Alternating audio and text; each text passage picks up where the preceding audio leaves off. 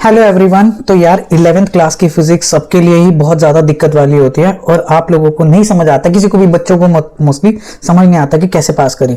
तो इस वीडियो के अंदर ये एक वीडियो आप लोगों के लिए मोर देन इनफ होगी ये देखने के लिए, ये जानने के लिए कि 11th की फिजिक्स पास कैसे करनी है। इस वीडियो के अंदर मैं आप लोगों को कौन कौन से क्वेश्चंस कितने नंबर में आते हैं, क्या एग्जाम पैटर्न है, किस तरीके से आप लोगों को कौन सी 3 नंबर में डेरिवेशन है, कौन सी 5 नंबर में है, कहां से न्यूमेरिकल, कहां से कंसेप्चुअल आएगा, इस एक वीडियो के अंदर मैं सब कुछ क्लियर करने वाला हूं। तो फटाफट से स्टार्ट करते हैं। तो देखिए, अब यहां पे सबसे पहले तो थोड़ी सी मार्केटिंग, चैनल का नेम टेलीग्राम ग्रुप। ये टेलीग्राम ग्रुप ज्वाइन कर लो बच्चों। जो भी चीज़ें आएंगी ना, अगर आपको डेरिवेशंस चाहिए, क्वेश्चंस चाहिए और ये सारी चीज़ें मैं इस टेलीग्राम ग्रुप में करूँगा आप लोगों के अपलोड।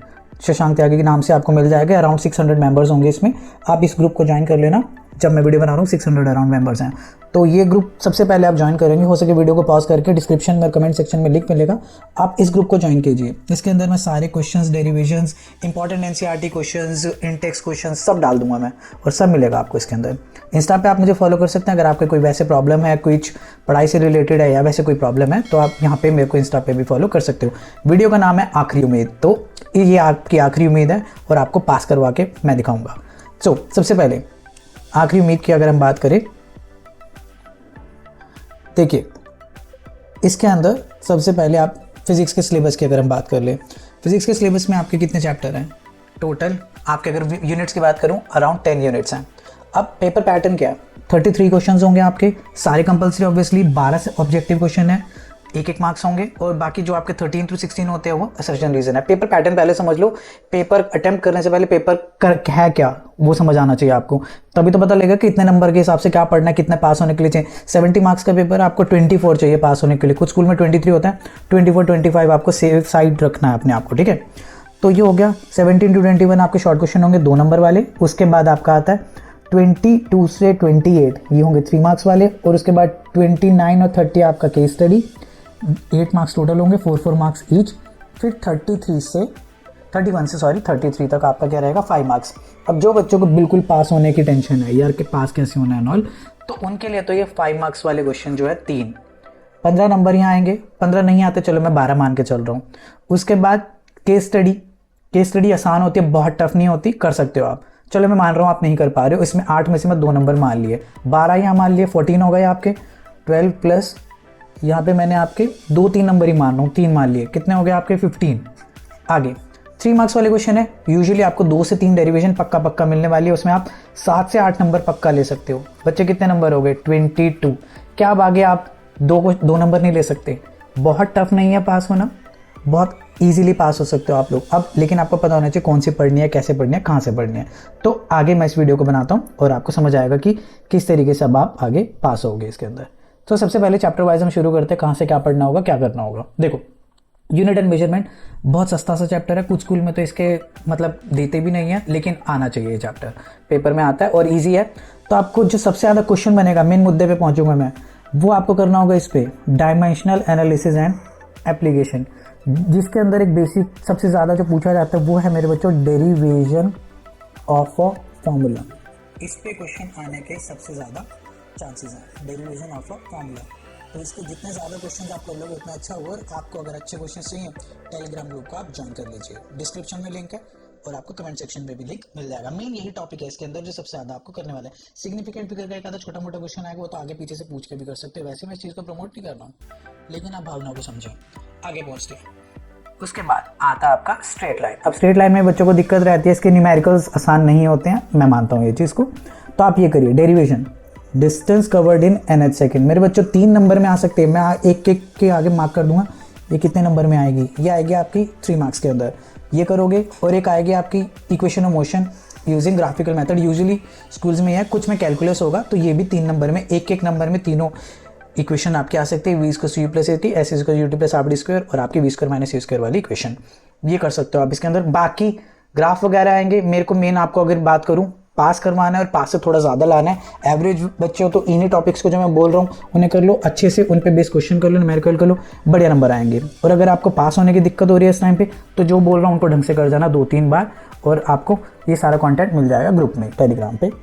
ये मेन चीज़ थी। बाकी ऊपर वाले बेसिक डेफिनेशंस हैं, कॉन्सेप्ट ऑफ डिफरेंशिएशन इंटीग्रेशन। अगर आप आपको पहले इतना कुछ नहीं आता है, देखो बी ऑनेस्ट, अगर आपको पहले नहीं आता है तो आप ऊपर वाले पार्ट की तरफ मत देखना, तो आप सीधा सीधा मुद्दे पे पहुंचो। आगे पहुंचते हैं। यूनिट वेक्टर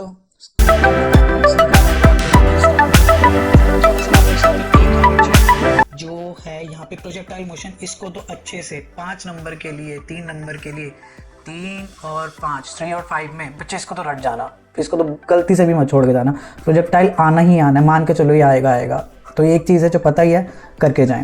प्लस एक और है, यहाँ पे शायद नहीं है, वो है आपका triangle law and parallelogram law. Triangle and parallelogram law, बच्चे ये तो पक्का पक्का करके जाने हैं। ये 2 टॉपिक दे रहा हूँ सिर्फ मैं आपको इस पूरे वेक्टर्स के अंदर, जो आपको ढंग से करके जाने हैं। ट्रायंगल पैरेललोग्राम लॉ और प्रोजेक्टाइल, ये दोनों ढंग से करके जाए, इनमें से दोनों में से फंस जाना चाहिए। और अगर आप लोगों को बिल्कुल सेफ साइड रहना है, सेंट्रीपिटल एक्सेलरेशन की डेरिवेशन करके जाए, ये भी 3 नंबर के लिए इंपॉर्टेंट है।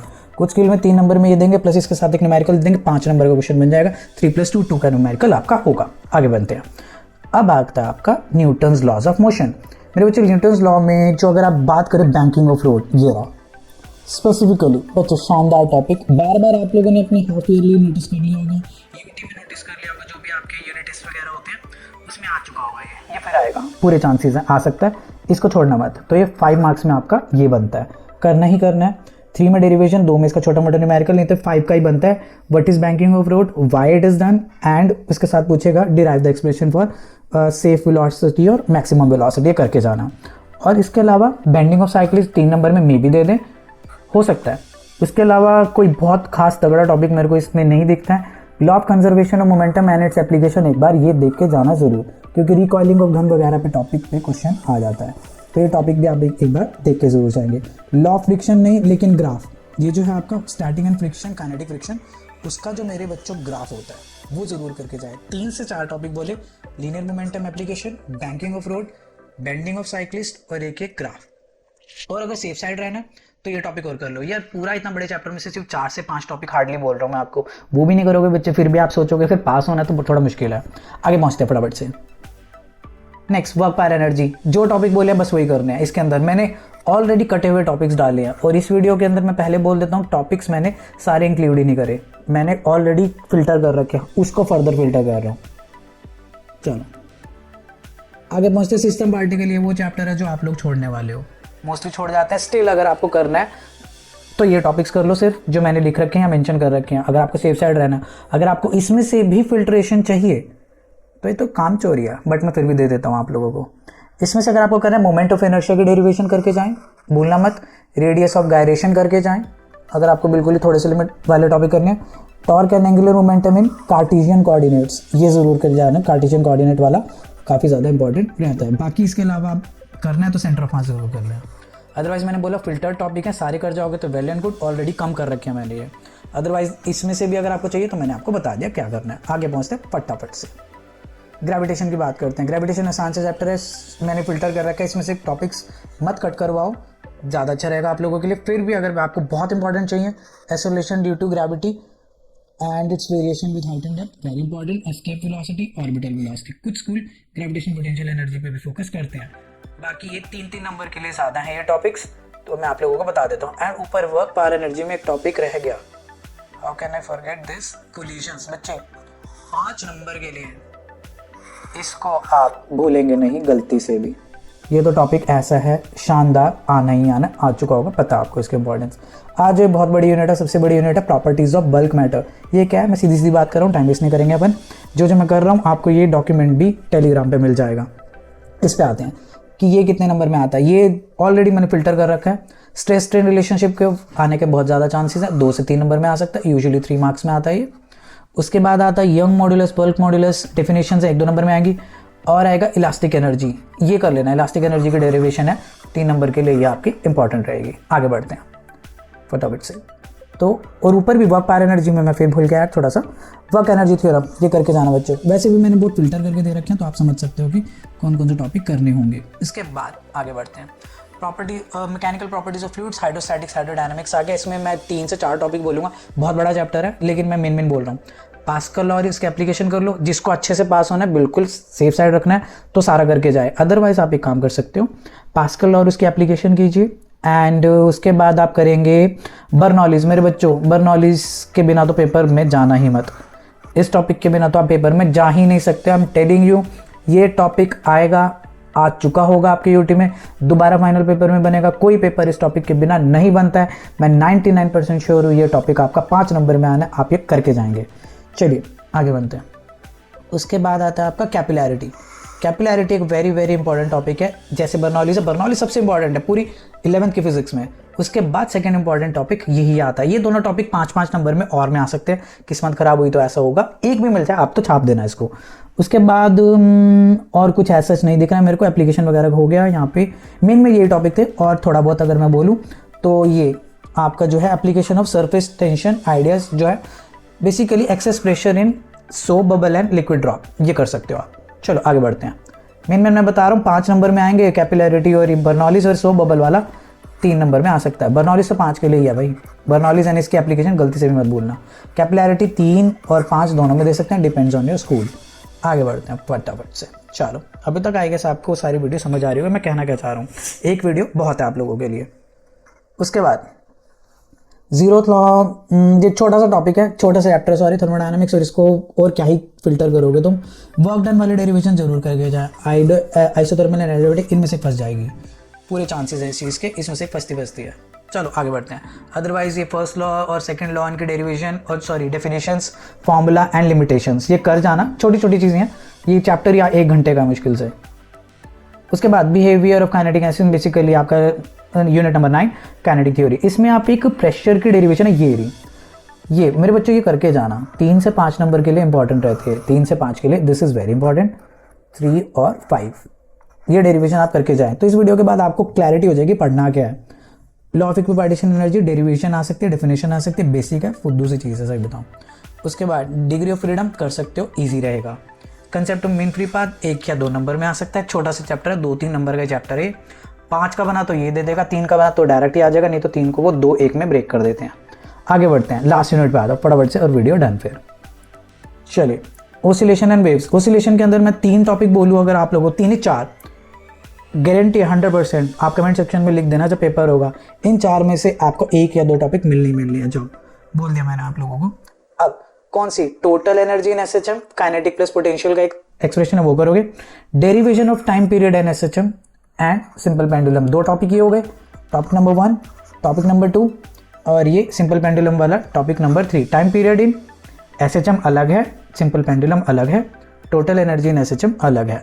एक और ये है आपका जो ये टर्म्स है ना पीरियोडिक मोशन की, टाइम पीरियड, फ्रीक्वेंसी, डिस्प्लेसमेंट, और एक और आता है इसके अंदर ही वो वाली चीज़ कि एक्सेलरेशन, वेलोसिटी, इनके जो बेसिक टर्म्स है, कैरेक्टरिस्टिक्स ऑफ एसएचएम, वो कौन कौन से हैं, टाइम पीरियड, फ्रीक्वेंसी और एक्सेलरेशन, वेलोसिटी, इनकी डेरिवेशन वगैरह छोटी छोटी सी एक स्टेप की हैं कि y equals to sine omega t होगा, उससे वेलोसिटी का एक्सप्रेशन निकालो डिफरेंशिएट करके, फिर एक्सेलरेशन। तो वो बेसिक सी चीज़ें इसके अंदर आती है। तो ये 3 से 4 टॉपिक होंगे। बाकी अगर आपको सेफ साइड रखने हैं तो ये सारे कर जाना, मैंने ऑलरेडी फिल्टर करके वीडियो बनाई है, मैं पहले बोल रहा हूँ। Last but not the least, चलो लास्ट, इसके अंदर आपको क्या करना होगा, बीट्स मत छोड़ना, ये आएगा मैंने आपको बोल दिया 3 से 5 में पूरे चांसेस हैं। बीट्स नहीं देंगे तो ऑर्गन पाइप देंगे, इससे बाहर आपका पेपर नहीं बनता, इन दोनों के बिना पेपर बन नहीं सकता। तो बीट्स और ऑर्गन पाइप में से एक आपका पक्का आना ही आना है, लाइक 99% आई एम श्योर। ये एनालिसिस जो भी कर रहा हूँ बहुत सारे स्कूल के पेपर्स देख के किया गया है। उसके बाद आता है प्रिंसिपल सुपरपोजिशन, ये बेसिक सी चीज़ें आप कर सकते हो अगर आपको सेफ साइड रखना है। और एक आता है प्रोग्रेसिव वेव। तो 3 से 4 टॉपिक हैं, ये आप अपना कर सकते हो। एंड आई होप आपको अच्छे से वीडियो समझ आ गई होगी। वीडियो का कंटेंट अब डन हो चुका है। अब आपको क्या करना है, टेलीग्राम ग्रुप को ज्वाइन करना है। जो मैंने आपको कंटेंट बोला उसको उसी तरीके से फॉलो कीजिए, पढ़ना शुरू कर दीजिए, और आपको जो भी नेक्स्ट वीडियो जिस टॉपिक पे चाहिए वो आप मुझे बताएंगे। टिल देन अपना ध्यान रखें and all the very best.